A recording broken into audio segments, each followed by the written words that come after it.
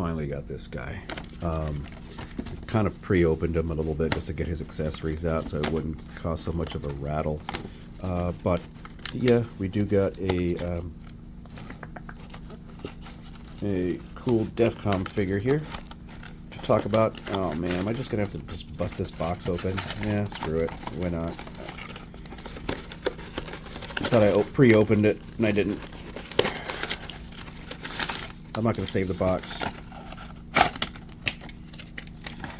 I did pre-open it in a certain way. Well, look, let's take this guy out. Here's Defcon. He's a bounty hunter. It's pretty cool. Now, I like this character. I have the Botcon version of him, which was like a remold of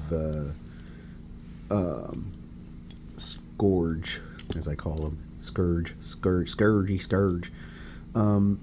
So what I thought they were going to do that with the was it Earthrise or Siege or Studio Series 86 Scourge. I thought they were going to do that with use that same mold for Defcon, and no, they did an Alpha Trion with that. But no, they gave us a deluxe Defcon, and I really like about that is his face. Very classic G1-esque face, and I always like.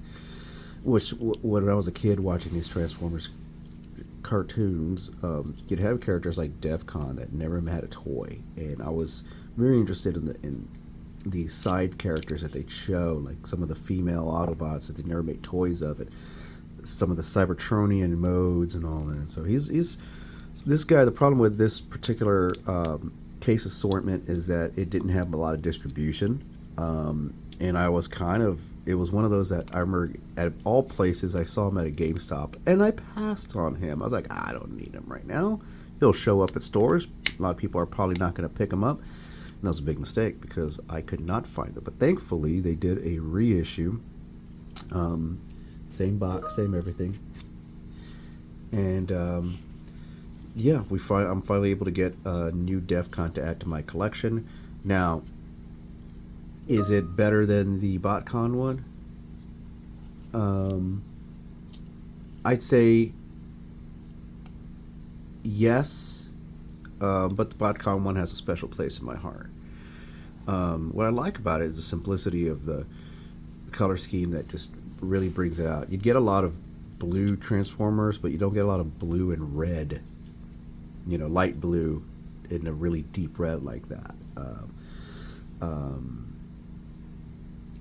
Very Superman, you know, but it's weird that some of the Transformers are still very monochromatic at times, but then you get one of these that have very nice contrasty colors. You're supposed to be able to combine these two, by the way, these weapons.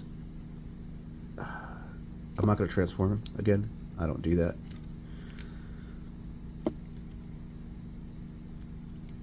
I do transform on my own time, but I don't like showing the transformation. It's just a weird thing of mine. I don't like showing it. I think you guys should be able to experience it at home. And there's just too many reviewers doing that. And of course, there's been like 100 more reviews of this guy already that show the transformation. Some guy had probably picked him up like 5 months before the release of him. This is all late bloomer stuff. I mean, this is for, you know, I don't got the money or time to be hunting and hounding these down all the time. I put my pre-orders in, I do most of my due diligence, and sometimes I slip up like a normal human being. I'm not a robot. There's human error, and I forget things, but occasionally I do okay, and I find something like this, and I'm like, cool, I got Defcon, I could add him to my collection. He's, I guess, average for a deluxe scale. Look at those legs. He looks very heroic. For those of you curious, here's what his alt mode looks like. I'm gonna throw away this box. I don't need it. Does it come with anything else? Did I forget a little accessory? Always do that.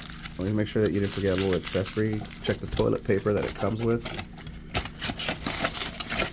Oh, what was this? Legacy Evolution. I forget the names of the sublines now. But Yeah, this is the last Defcon we're going to see for a while, man. Unless they decide to do a Voyager one, which would be a screw job for this. But, you know, I don't think a lot of people are begging for one. He's kind of an obscure character. I like him. I like him. Anyway, hope you enjoyed this. We'll see you all later on. Take care.